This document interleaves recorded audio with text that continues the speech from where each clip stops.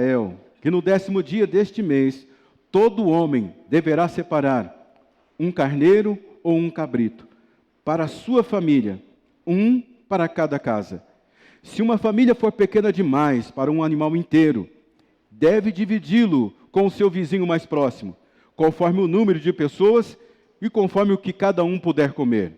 O animal escolhido será macho, de 1 ano, sem defeito. Pode ser um cordeiro ou então um cabrito. Guardem-no até o 14º dia do mês, quando toda a comunidade de Israel irá sacrificá-lo ao pôr do sol. Passe então um pouco do sangue nas laterais, nas vigas superiores das portas das casas nas quais vocês comerão o animal. Naquela mesma noite, comerão a carne assada no fogo, com ervas amargas e pão sem fermento. Não comam a carne crua, nem cozida em água, mas assada no fogo. Cabeça, pernas, vísceras. Não deixem sobrar nada até pela manhã. Caso isso aconteça, queimam o que restar. Ao comerem, estejam prontos para sair. Cinto no lugar, sandália nos pés, cajado na mão. Comam apressadamente.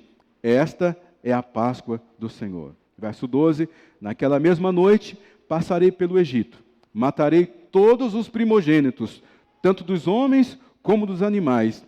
Executarei o juízo sobre todos os deuses do Egito. Eu sou o Senhor. O sangue será um sinal para indicar as casas em que vocês estiverem. Quando eu vir o sangue, passarei adiante. A praga de destruição não os atingirá quando eu ferir o Egito. Este dia, verso 14, será um memorial que vocês e todos os seus descendentes celebrarão como a festa do Senhor. Celebrem-no como um decreto perpétuo. Por favor, me acompanhe nessa oração. Pai, a Tua palavra está lida, está exposta diante de nós. E a mensagem da Páscoa, e a experiência da Páscoa, Senhor, traga sobre nossa vida transformação, cura, redenção. Hoje, Deus, permita que alguns de nós aqui façamos a travessia, Pai. Que toda praga que tenta nos restringir, salte por cima. Que haja saúde, que haja vigor, que haja autoridade, que haja graça, que haja ressurreição, que haja fervor, que haja vida abundante. Que essas coisas sejam manifestas em nossas vidas hoje. Oramos para que haja uma ruptura, Senhor, uma quebra de correntes, uma quebra de cativeiro, uma quebra de cadeados, ó Deus, que portas se abrem, que portões de ferro sejam abertos nessa noite, Deus, a fim de que vivamos neste novo tempo inaugurado por Jesus, a nossa Páscoa, o Cordeiro Pascual, o perdão, a graça, a redenção, colheitas e alegrias. Nós oramos em nome de Jesus. Amém, Senhor. Esse texto que nós acabamos de ler fala da primeira Páscoa instituída por Deus através de Moisés ao seu povo. Esse texto é um prenúncio daquilo que nós encontramos no Novo Testamento, a nossa Páscoa, Jesus, o Cordeiro perfeito de Deus. E hoje eu penso que Deus quer nos trazer este lugar de dar um peso, um significado mais profundo de celebrar a Páscoa. Nós fazemos isso todos os anos, mas eu penso que, assim como a ceia do Senhor, ou qualquer outro memorial que nós acabamos fazendo, por fazermos sempre, talvez a gente perca a importância disso na nossa vida. Qual é o peso, qual é o significado, por exemplo, de participar da Páscoa? Qual é a razão de nós celebrarmos a Páscoa? A Páscoa nada mais é do que um alinhamento entre a vontade de Deus, céu e terra. É viver essa vitória anunciada pelo Senhor. É perceber além do óbvio. Se a gente não prestar atenção no direitinho, no que significa a Páscoa, nós vamos olhar para a Páscoa de maneira muito superficial. Nós não vamos conseguir enxergar além daquilo que está exposto da gente anualmente. Nós precisamos enxergar além do óbvio. Nós precisamos aceitar. Páscoa é aceitar o convite de Jesus. Páscoa é desfrutar do amor que nós temos através de Jesus. Então, o que acontece quando nós celebramos a Páscoa? Primeira coisa que nós podemos identificar é que a celebração da Páscoa, ela libera sobre a nossa vida o poder da libertação. Porque a Páscoa, ela fala desse momento de transição, de travessia. O povo, você sabe a história, estava cativo, como escravo, ali no Egito por mais de 400 anos, 430 anos. Agora, depois de o povo passar um grande tempo clamando, Deus escuta as suas orações e providencia agora um livramento, providencia uma salvação. Você observar a história de Israel, as festas de Israel sempre elas representam um calendário de Deus. E nesse calendário de Deus, é importante a gente prestar atenção nisso, porque cada uma das festas que eles comemoravam, era como se certas coisas fossem liberadas do céu para se manifestar na terra. Cada uma das festas, e eu acredito que a festa da Páscoa, ou a celebração da Páscoa, é este momento em que Deus, ele abre um portal nos céus, para que algo dele, da parte do céu, alcance a nossa vida. A vida dos antigos judeus acontecia no fluxo das festas. Por exemplo, as festas, elas eram uma cerimônia, onde se dava liberdade para o povo, primeiro, de obediência. Você vai celebrar a Páscoa do jeito que eu estou te dizendo? Pães sem fermento? Vai sacrificar um cordeiro ou um cabrito? Você vai servir para a sua família? Você vai dividir, se a sua família for pequena, você vai dividir com o próximo? Se você não conseguir comer todo, você tem que queimar, incinerar aquilo. Você vai obedecer? As Páscoas, essas cerimônias, eram uma oportunidade de o povo obedecer. E ao obedecer ao mandato de Deus, recebia um nível de autoridade sobre eles. Páscoa é tempo de libertação. Páscoa é tempo de poder. Páscoa é tempo de ressurreição. Por isso que a celebração, ela libera a libertação. Tudo que você está esperando da parte de Deus, se você não começar a celebrar, dificilmente você vai viver. Alguns de nós esperamos o negócio acontecer, para depois de celebrar. Nós temos que celebrar antes, para ver depois acontecer. E nós entramos nesse fluxo de obediência. Nós entramos nessa esfera de autoridade. Deus deu uma ordem para o povo. Deus deu uma orientação. Vocês fazem a festa. A festa é o começo de uma grande coisa na vida de vocês. E para a gente não é assim, mas para todo judeu, o ano começa na festa da Páscoa. A Páscoa é o começo das grandes coisas de Deus.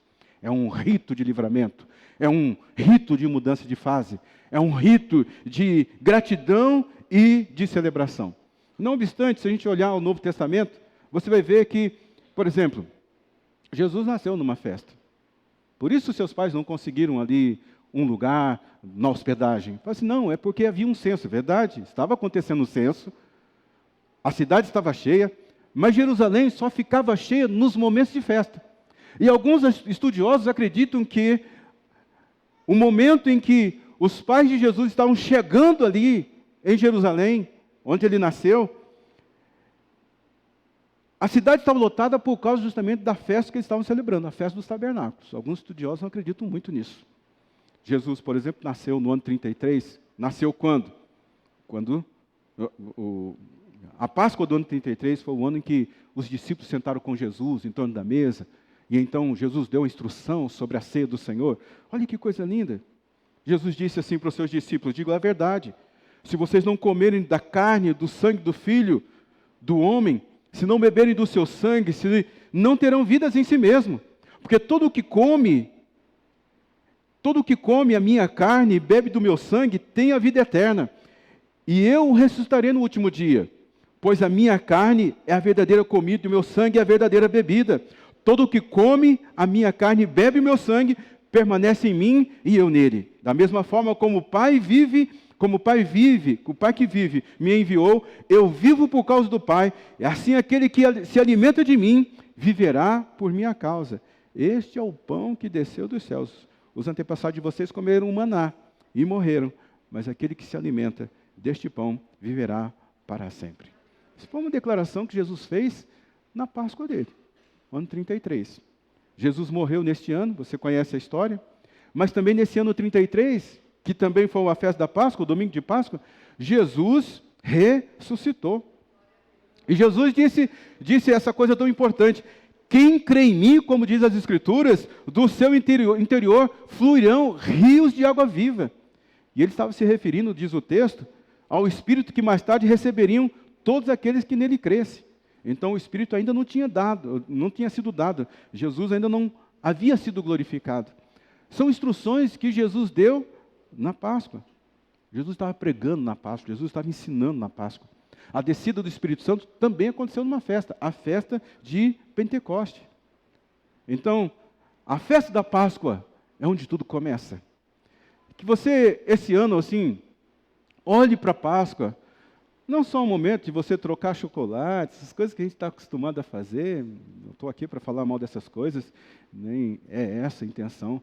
É a gente ver a importância da Páscoa, é a gente olhar, assim, além do que a gente está vendo, e trazer essa importância de celebrar a Páscoa para a nossa vida, para o nosso viver diário. Algo vai começar a partir do momento que você começar a celebrar a Páscoa com essa intensidade, com essa visão de que é um tempo de libertação. Você celebra a libertação que você está recebendo. Para os judeus, a Páscoa foi a saída do Egito. Para nós, os cristãos, nossa Páscoa é a ressurreição de Jesus Cristo. E olha que, lá na primeira Páscoa, Deus disse: naquela mesma noite, passarei pelo Egito, matarei todos os primogênitos, tanto homens como dos animais. Executarei o meu juízo sobre todos os deuses do Egito. Eu sou o Senhor. O sangue será um sinal para identificar as casas em que vocês estiverem. E quando eu vir o sangue, passarei adiante. A praga de destruição não os atingirá quando eu ferir o Egito. O sangue de Jesus Cristo derramado na cruz é uma marca sobre a nossa vida, onde o maligno, as coisas do maligno, não podem nos tocar. Segunda coisa importante, a Páscoa é deixar o Egito, deixar a velha maneira de pensar. A Páscoa traz esse entendimento, que está cruzando um caminho, saindo do Egito, saindo de um tipo de pensamento para viver uma nova esfera de vida, de liberdade. Páscoa significa sair do cativeiro, cruzar o deserto e viver na terra que o próprio Deus nos prometeu. No momento que Deus nos prometeu. É uma transição. E numa transição a gente só leva o que é necessário. Isso aconteceu com eles. Jesus disse assim, olha, vocês vão celebrar a Páscoa, depois que vocês celebrarem, coloque o cinto, coloque a sandália, pega o cajado, sai com o que vocês tiverem. Tem muita gente carregando muito peso. Tem muita gente fazendo a travessia nesse mundo com uma bagagem muito, muito pesada. Eles carregaram o que puderam. A Bíblia diz, inclusive, que eles pediram para que os israelitas, que os egípcios, entregassem ouro e prata. Saíram com muito recurso. Você não está cansado de carregar coisas pesadas? Não é hora de você fazer essa transição, essa travessia de forma mais leve? Celebrar a Páscoa é deixar essa mentalidade, essa maneira de pensar do Egito. Celebrar a Páscoa é deixar, assim, a velha maneira de ser. Há pessoas que se converteram, mas não saíram do Egito ainda. O Antigo Testamento diz assim, quando vocês saírem do Egito, eu vou dar para vocês uma nova dieta. Vocês vão comer o pão sem fermento, vocês vão comer ervas amargas, vocês vão sacrificar um cordeiro ou um cabrito. Mas os caras ficavam pensando na cebola, na carne que eles tinham no Egito quando eles estavam fazendo a travessia para a terra prometida. Algumas pessoas já se converteram, mas eles estão ainda com a mentalidade do Egito, estão com a dieta do Egito. Você não vai chegar muito longe dessa forma. Tem algumas pessoas que, assim, Deus já tirou você do Egito, já tirou você da terra de escravidão, mas a sua mentalidade ainda está como escravo. A gente fica pensando, será que Deus está comigo? Será que Deus está ouvindo as minhas orações? Será que Deus realmente vai me abençoar da forma como Ele disse que ia me abençoar? Então, nós tratamos a vida da perspectiva do Egito, nós não tratamos a nossa vida da perspectiva do céu. Agora você tem que olhar a sua vida da perspectiva do céu. Você como diz a palavra, sacerdócio real, nação santa, povo adquirido pelo poder de Deus. Tem algumas pessoas aqui que estão com o namoro do Egito. O namoro do Egito não vai levar você à felicidade. Tem pessoas aqui que estão trilhando o caminho da poligamia. A poligamia vai empobrecer você, homem. Vai levar você à ruína, mulher. Qualquer país onde a poligamia ela é autorizada, e a gente está vivendo um tempo em que estão tentando, aqui no Brasil, o nosso sul,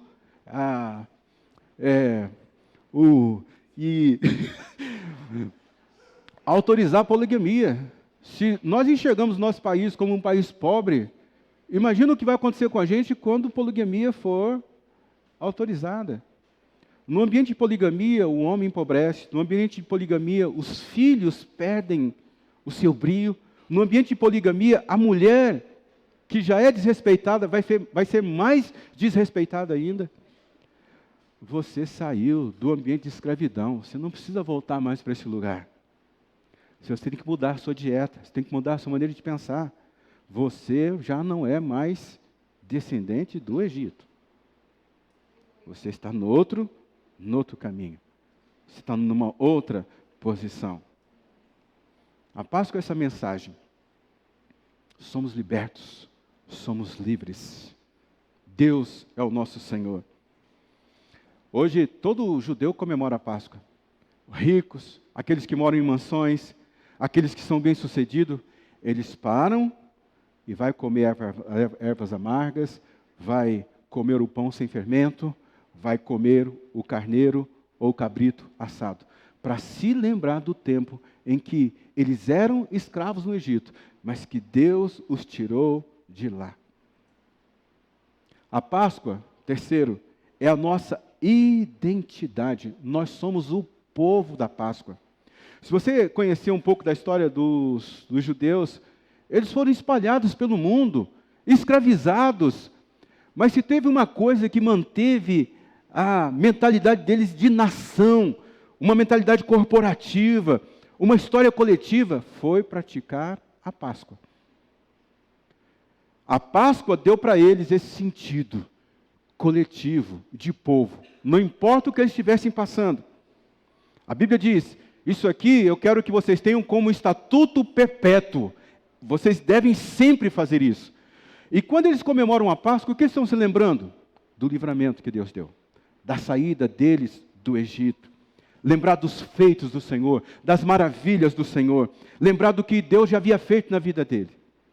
Essa semana eu estava conversando com a Neise, estava contando a história da avó dela. A avó dela pegou um período da guerra.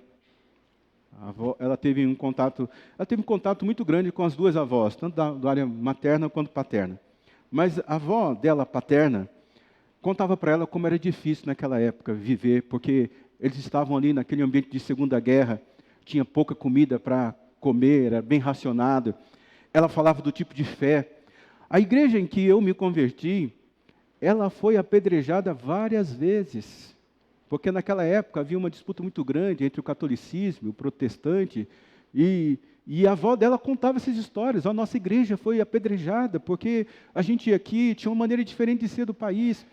O que acontece com a gente? Nós não estamos contando para os nossos filhos os feitos do Senhor na nossa vida. Às vezes, quando nós sentamos com os nossos filhos, a gente quer passar um sabão neles, um sermão neles. A gente logo pega a Bíblia e vai socando na frente deles, falando assim, é assim que Deus diz, é assim que a Bíblia fala. Nós vamos contar as histórias de livramento que Deus nos deu. Nós vamos contar as histórias que Deus tem construído com a gente. Não é você esboçar uma espiritualidade para o seu filho apresentando as Escrituras. É dizer, nesse momento Deus foi isso para mim. Nesse momento foi assim que Deus agiu Conte a história de Deus com você, para as pessoas que estão perto de você, para os seus filhos, para os seus netos. A Páscoa, então, ela traz essa mentalidade, essa identidade coletiva. De onde nós saímos? De onde você saiu? Quem era você antes de Cristo? Como você conduzia a sua vida? Eu tenho tido a experiência de conversar com pessoas que têm batizado nesses últimos anos, nesses últimos 2 anos, as coisas lindas que têm acontecido nessas vidas. Tem uma mulher que ela começou a frequentar a igreja e seu marido não vinha com ela, ela vinha sozinha na igreja. Mas daqui a pouco o marido começou a ver uma atitude diferente nela. E ele resolveu vir à igreja. Antes da igreja, eles tinham uma tratativa, eles iam para festas, iam para casa de amigos, bebiam, faziam isso, faziam aquilo outro. Mas agora eles se converteram, foram batizados, estão conectados à igreja, e agora estão assim, a nossa vida mudou e mudou muito. A gente não sente mais falta dessas coisas, pelo contrário, quando nós estamos em ambiente assim, nós nos sentimos até mal.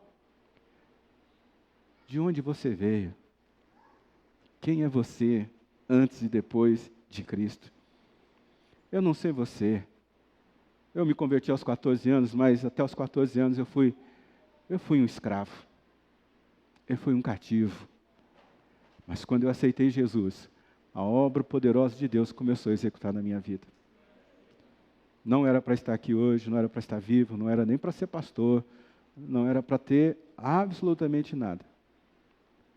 Se existe algo bom hoje, é Deus. E eu acredito que é assim também na sua vida. É a distinção do livramento que Deus traz para a nossa vida. Essa é a Páscoa. 4, a Páscoa é o juízo de Deus contra o inimigo de Deus. A grafia ali está errada. Estou dizendo isso porque às vezes eu saio do culto e alguém me para ali e fala assim, pastor, aquele versículo estava errado, viu? Obrigado por me avisar. Pastor, aquela palavra estava errada. Sim, obrigado por me avisar. Mas eu estou avisando você antes, você não precisa me comunicar depois do culto. A Páscoa é o juízo de Deus contra o inimigo. Você sabia que a palavra praga no hebraico, ela tem algumas interpretações. E entre as interpretações que tem da palavra praga no hebraico, é punição, é castigo, é julgamento. Isso porque cada praga que Deus enviou para o Egito estava combatendo um inimigo de Deus. Por exemplo, a primeira praga, as águas se transformaram em sangue, foi um golpe terrível que Deus deu ao Deus chamado Rap, o Deus protetor das inundações do Nilo. A segunda praga que foi enviada para os egípcios, a invenção das rãs, foi um golpe muito duro na deusa Requete. Era uma figura que tinha o corpo de uma mulher e a cabeça de uma rã. A terceira praga que foi enviada, a invasão de piolhos, o deus Tote, o deus da sabedoria, o deus do conhecimento.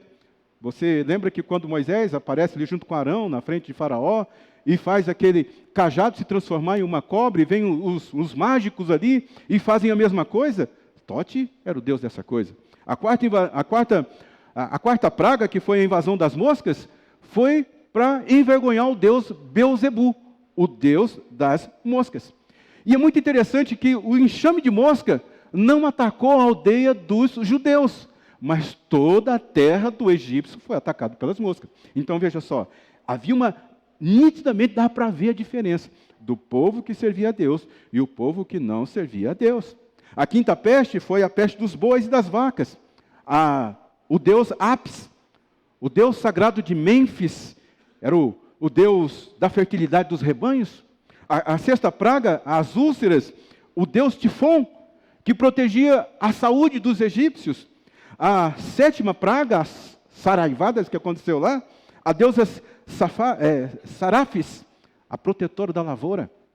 A oitava praga, a invasão dos gafanhotos, era o deus considerado aquele deus que controlava os elementos naturais.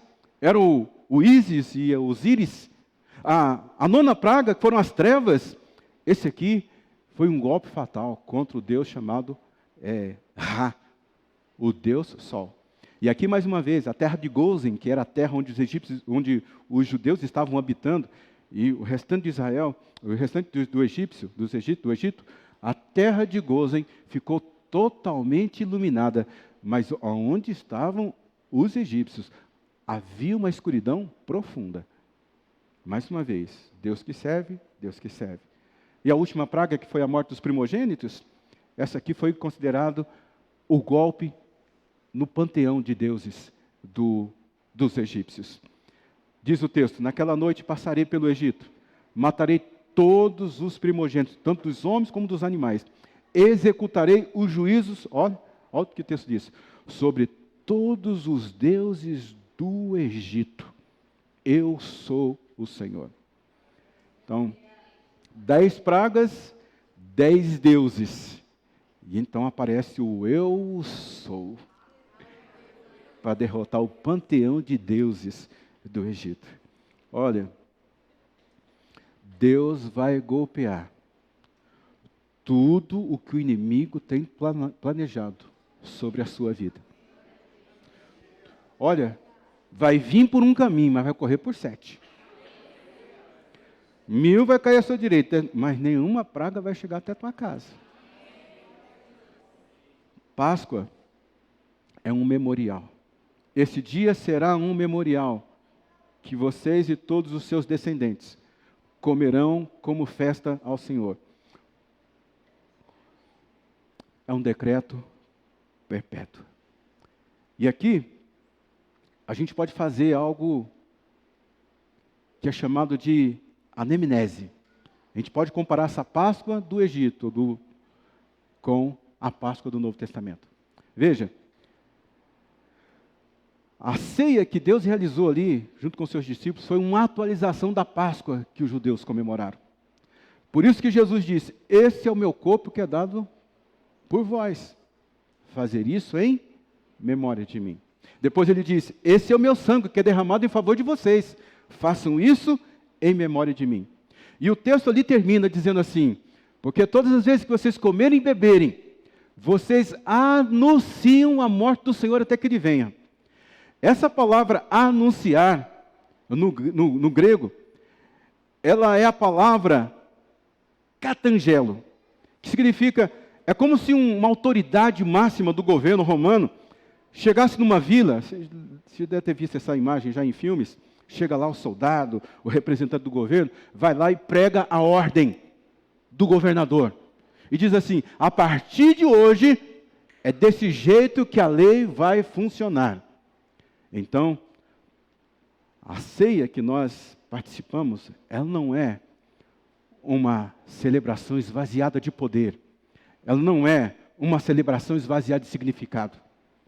Quando Jesus disse assim, que quando a gente servir a ceia, quando a gente participar do pão e do cálice, do vinho, que significa o sangue de Cristo, nós estamos anunciando. O que nós estamos anunciando no momento da ceia?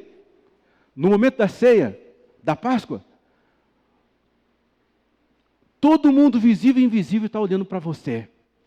E é como se você, cheio de uma autoridade, como se fosse de um representante romano, mas aqui é um representante da autoridade de Deus, você estivesse dizendo assim, ó: inferno, potestades, o Cordeiro venceu.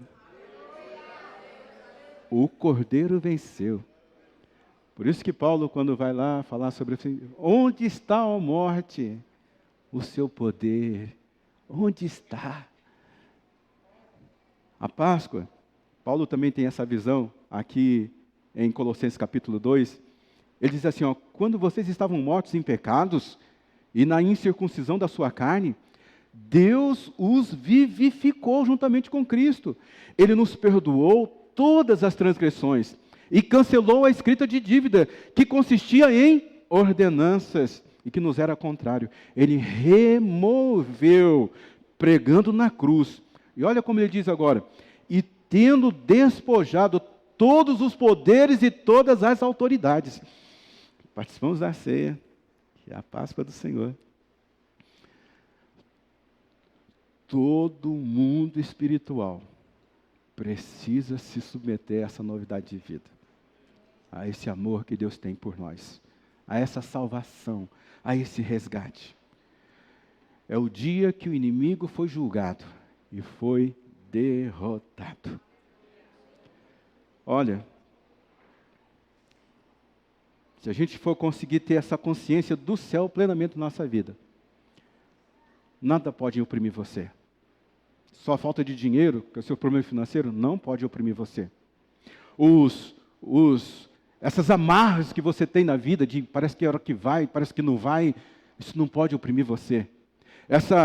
As doenças, né, essa escuridão da mente, essa coisa, esse pavor emocional que às vezes toma o nosso coração e a gente acha que a gente não tem mais saída, isso não deveria oprimir mais a gente. Porque nós somos o povo da Páscoa. Nós somos o povo da ressurreição. Todos os nossos inimigos foram derrotados quando Jesus ressuscitou. Jesus é a nossa Páscoa. Nós somos o povo da Páscoa. Livrem-se do fermento velho, para que sejam massa nova, sem fermento, como realmente vocês são. Pois Cristo, nosso Cordeiro Pascual, foi sacrificado. Por isso, celebramos a festa, não com o fermento velho, mas com o fermento, nem com o fermento da maldade e da perversidade. Tome cuidado disso na sua vida. Você é crente, você é nova criatura. Ele diz, mas com os pães sem fermento, da sinceridade e da verdade. Nós somos o povo da Páscoa. Pegue essa semana para pensar sobre a importância da Páscoa na sua vida. E celebre. Eu agradeço muito a Deus, porque por 17 anos a gente tem feito esse tributo à Páscoa, ao Cordeiro Pascual. Lembrando crentes e não crentes. O Cordeiro Perfeito morreu para nos salvar, para nos libertar. Por favor, fique em pé, eu quero orar por você. Se você puder fechar os seus olhos. A cerimônia do Êxodo apontava para Jesus. Cristo é o nosso Cordeiro Pascual. Foi sacrificado. Nós somos o povo da Páscoa. E porque somos o povo da Páscoa, o mal não tem legitimidade na sua vida. Hoje, corte qualquer poder do mal sobre a sua vida. Anule o poder do mal sobre a sua vida. Na autoridade do nome de Jesus, eu cancelo qualquer movimento conspirativo do mal contra a sua vida. Vêm por um caminho, mas vão fugir por 7. O espírito do divórcio, o espírito da doença, o espírito da falência, o espírito da bancarrota financeira, o espírito do suicídio, o espírito da tristeza, na autoridade do nome de Jesus, quebro o poder das forças do mal. Correntes são quebradas nesse momento, cadeados são quebrados nesse momento, celas são abertas, calabouços estão sendo abertos, as portas de bronze estão sendo quebradas. Caiam por terra agora os inimigos de Deus. Fujam todos eles. Espíritos opressores, espíritos imundos, espírito de perversão sexual, espírito de prostituição, espírito de morte, espírito de dependência, vocês estão expulsos. Vocês estão anulados e cancelados na vida do povo da Páscoa. Quebramos a fortaleza espiritual contra a prosperidade da família, contra a prosperidade dos negócios. E liberamos uma nova maneira de pensar, uma nova ideia, um novo pensamento, um novo entendimento, um novo relacionamento com Deus. O poder do Egito seja quebrado agora. A escravidão do Egito seja quebrado agora. Você é livre. Você está liberto. Seja liberto. Celebre a Páscoa. Celebre a liberdade. Você está livre. há uma alegria, há uma festa, há uma atmosfera de rompimento. Você vai correr, você vai voar, você vai emprestar, você não vai pegar emprestado. Você vai ser cabeça, você não vai ser cauda. Seus inimigos vão correr de você por 7 caminhos, porque nós somos o povo da Páscoa. O sangue do Cordeiro Pascual está nos umbrais das portas da nossa vida. Ele o livrará do laço do caçador e do veneno mortal. Ele cobrirá com as suas asas, e sobre as suas asas você encontrará refúgio. A fidelidade dele será o seu escudo protetor. Você não temerá o pavor da noite, nem flecha que voa de dia, nem peste que se move sorrateiramente nas trevas, nem praga que devasta ao meio-dia. 1000 poderão cair ao seu lado, 10.000 à sua direita, nada o atingirá. Você simplesmente olhará e verá o castigo dos ímpios. Que o Senhor te abençoe e te guarde. O Senhor volte o rosto dele exclusivamente para você nessa noite. Olhe para você com compaixão. Te dê a paz. Em nome de Jesus. Tenha uma semana de Páscoa grandemente abençoada. Somos o povo da Páscoa. Deus te abençoe.